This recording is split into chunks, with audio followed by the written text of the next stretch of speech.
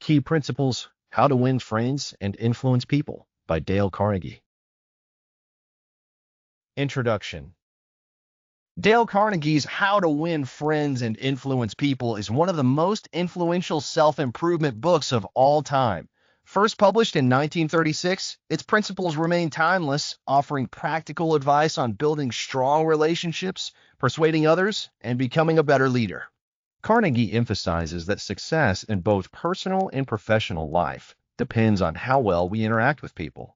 His approach is based on understanding human nature, showing genuine appreciation, and leading with kindness rather than force.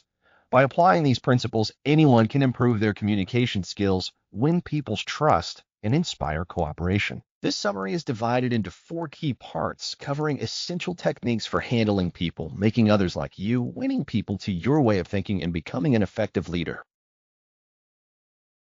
Part 1. Fundamental Techniques in Handling People. Dale Carnegie emphasizes that the key to successful relationships is understanding human nature. People crave appreciation, recognition, and a sense of importance. Instead of criticizing or condemning others, Carnegie suggests using encouragement and sincere praise to influence people positively. The 3 main principles in this section are: 1. Don't criticize, condemn, or complain. Criticism often leads to defensiveness and resentment. Instead of pointing out faults, try to understand others' perspectives and guide them with encouragement. 2. Give honest and sincere appreciation. People are motivated by appreciation, not flattery. Recognizing others' efforts and strengths makes them more willing to cooperate and engage. 3. Arouse in the other person an eager want. Instead of focusing on what you want, understand what the other person desires. By aligning their goals with your requests, you can inspire them to take action willingly. Carnegie's message is clear: treat people with kindness and respect, and you'll gain their trust and cooperation.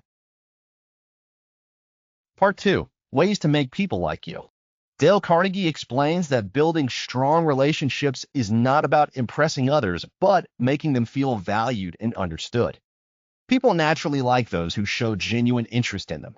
By following these principles, you can create lasting friendships and positive connections. 1. Become genuinely interested in other people. Show real curiosity about others' lives, hobbies, and feelings. People appreciate those who care about them. 2. Smile. A simple smile conveys warmth, friendliness, and confidence. It makes you more approachable and likable. 3. Remember that a person's name is to that person the sweetest sound. Remembering and using someone's name in conversation shows respect and makes them feel important. 4. Be a good listener and encourage others to talk about themselves. People love to talk about their experiences. Listening attentively and asking thoughtful questions makes them feel valued. 5. Talk in terms of the other person's interests. Instead of focusing on yourself, discuss topics that the other person enjoys. This creates an instant connection. 6. Make the other person feel important and do it sincerely. Everyone wants to feel valued. Giving genuine compliments and recognizing others' contributions strengthens relationships. Carnegie's lesson is simple: if you want people to like you, be warm, attentive, and interested in them. Part 3. How to win people to your way of thinking. Dale Carnegie teaches that persuasion is not about proving others wrong, but about understanding their perspective and guiding them toward a shared conclusion. People resist forceful arguments, but respond positively to respect and empathy. 1. Avoid arguments. You can't win them. Even if you win an argument, you may lose a relationship. Instead of debating, seek common ground and mutual understanding. 2. Show respect for the other person's opinions. Never say you're wrong. Directly telling someone they are wrong puts them on the defensive. Instead, acknowledge their perspective and present your ideas gently. 3. If you were wrong, admit it quickly and emphatically. Owning up to mistakes builds trust and diffuses tension. People respect honesty and humility. 4. Begin in a friendly way. A warm, friendly approach makes others more receptive to your ideas. Hostility only creates resistance. 5. Get the other person saying yes immediately. Start with points the other person agrees on. This builds momentum and makes them more open to accepting your viewpoint. 6. Let the other person do most of the talking. People are more convinced by their own words than by being lectured. Guide them with questions rather than imposing your opinion. 7. Let the other person feel the idea is theirs. People are more committed to ideas they believe they came up with. Lead them toward a conclusion rather than forcing it on them. 8. Try honestly to see things from the other person's point of view. Empathy is key to influence. Understanding their concerns makes persuasion easier. 9. Be sympathetic to the other person's desires. Recognizing someone's emotions makes them feel understood and more likely to listen to you. 10. Dramatize your ideas. A good story or vivid example makes your point more compelling than plain facts alone. 11. Throw down a challenge.